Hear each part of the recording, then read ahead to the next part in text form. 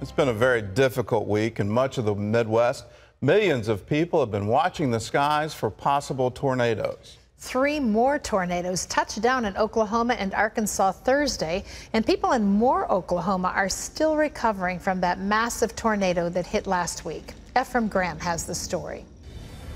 Tornado season got off to a late start this year, but it seems to be making up for lost time, with more than 1,000 reports of severe weather over the last 2 weeks. Overnight, reports of several tornadoes across the Midwest. A storm chaser caught this dramatic video of the tornado that touched down in York, Nebraska. And this video shows roofs torn off buildings from a tornado that hit the Tulsa, Oklahoma area. These black storm clouds have residents in those areas continuing to brace for the worst. Forecasters say the cities in most danger of seeing tornadoes today are Kansas City, Tulsa, and Oklahoma City. Residents of Moore, Oklahoma are working to clean up the damage from the EF5 twister that hit them last week. And they're also keeping their eyes on the sky, fearful of another devastating storm. We're playing it all in your head of what happened that day. Just over and over again, it's not going away. Counseling services are being offered for free in Moore and other surrounding communities hit by recent tornadoes.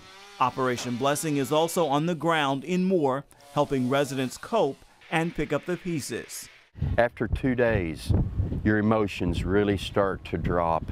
And there are people like Operation Blessing and Home Depot where I work and different organizations, churches that are here to help us. That lifts our spirits so much. It doesn't have to be money. It doesn't have to be anything but just a hug. And it lifts your spirits, your emotions. And for that, I'm forever grateful. Volunteers are handing out Home Depot gift cards and working with residents to clear debris. They're also providing those all-important hugs and spiritual support through prayer. Ephraim Graham, CBN News. When disasters strike, we want to strike back with hands of love and compassion. And if you want to be a part of it, you can give directly to the Operation Blessing Disaster Relief Fund. All you have to do is call us, 1-800-759-0700, and say, I want to help the people in Oklahoma. We've been on the ground in Moore, Oklahoma since day one, the day after those horrible tornadoes hit, and we're helping people rebuild their homes and rebuild their lives, and you can be a part of it by giving. Call us, 1-800-759-0700. Well, some leaders are warning of growing threats to religious freedom in America. Lee Webb has more on that story from the CBN Newsroom. Lee? And Gordon, one of those leaders warns that to silence religious freedom is to silence the moral conscience of America. Reverend Samuel Rodriguez spoke at Thursday's annual Religious Freedom Conference in Washington. He's president of the Hispanic Evangelical Association. But Thursday, he called the people of all faiths to come together to build a firewall against what he terms unprecedented attempts by the government to violate religious liberty. He said the IRS's targeting of Christian groups and the government mandate to provide birth control are examples of the dangerous road America is traveling. I never would have believed in my generation that I would see this taking place. So silence is not an option. Today's complacency will lead to tomorrow's captivity. And religious freedom stands as the womb by which all the other liberties emerge and flourish. Rodriguez says Uncle Sam needs to be reminded that he may be our earthly uncle, but he is not and never will be our heavenly father. One state representative from Oklahoma says bashing religion is now socially acceptable and even applauded. Democrat Rebecca Hamilton says believers have become targets of ridicule and harsh criticism, and she worries it could lead to violent persecution. The Boy Scouts' decision to allow gay members has led some churches to cut their ties with the Scouts, and a group is now spearheading an effort to start an alternative organization. Heather Sells has that story. Disenchanted Scout leaders and others in the faith community will meet next month to form a new organization for boys. The Alternative to Scouting operates under this website right now, but could have any name. Organizers say the program will be Christ-centered, non-denominational, and provide a safe haven for those who want to leave the Scouts. We know that thousands of churches around the country are considering this right now as we speak. Because churches sponsor 70% of Scout units, they are considered key to its future. But So far, it's not clear just how many will leave. The largest faith-based sponsor, the Church of Jesus Christ of Latter-day Saints, says it will stay. Another large sponsor, the Catholic Church, is reserving judgment for now. But the Southern Baptist Convention is expected to recommend next month that its 47,000 churches pull out.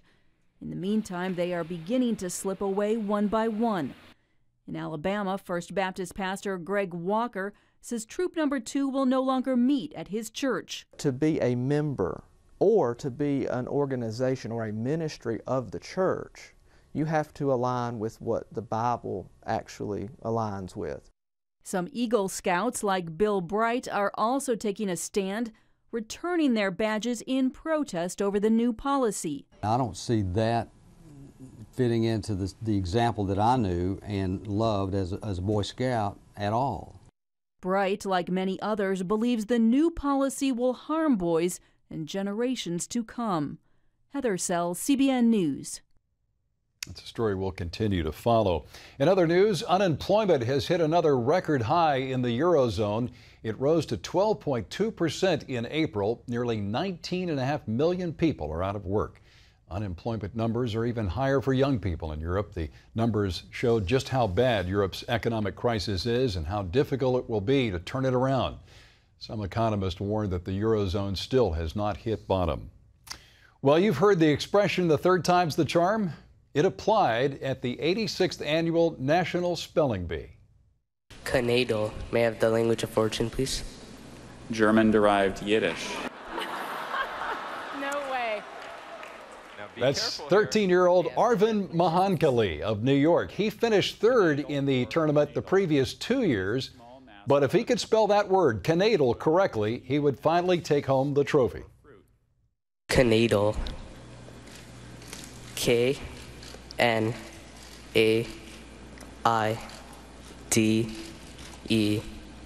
Canadal. He did it, and along with the trophy, he took home $30,000. Good for him.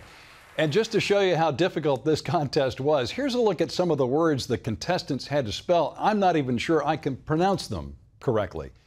Cynophycian, that's a class of blue-green algae, we're told.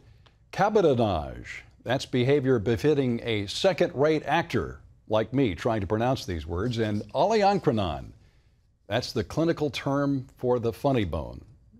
Not funny, I guess, if you have to try to spell it, Gordon. Well, I thank heaven for spell check. If it weren't for that, I'd be misspelling every single day. And a shout out to all the family of that winner.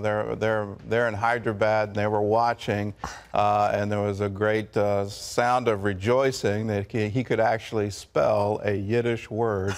What an amazing world we live in. That someone whose family is originally from Hyderabad, India, grows up here in America. Took him 3 times. And he finally won the spelling bee. And now, Terry, I hear he's done with spelling and he's moving on to physics. To physics, yes. Wow. Not surprising. I'm not sure where you'd use any of those words you came up with, Lee, but whatever. Canadal. Okay, so.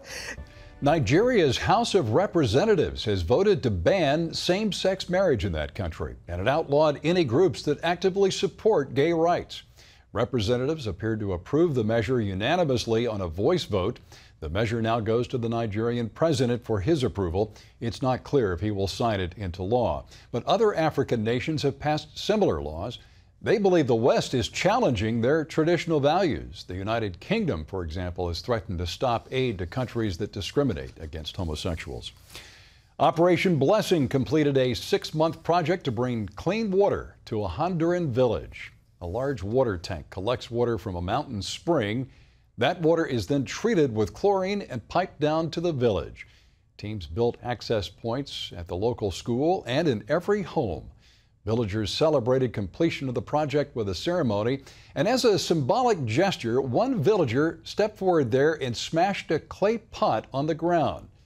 It was meant to show that never again will the villagers there have to face danger to collect water. From now on, every family will have much easier access to safe, clean drinking water. You can find out more about what Operation Blessing is doing around the world by going to ob.org.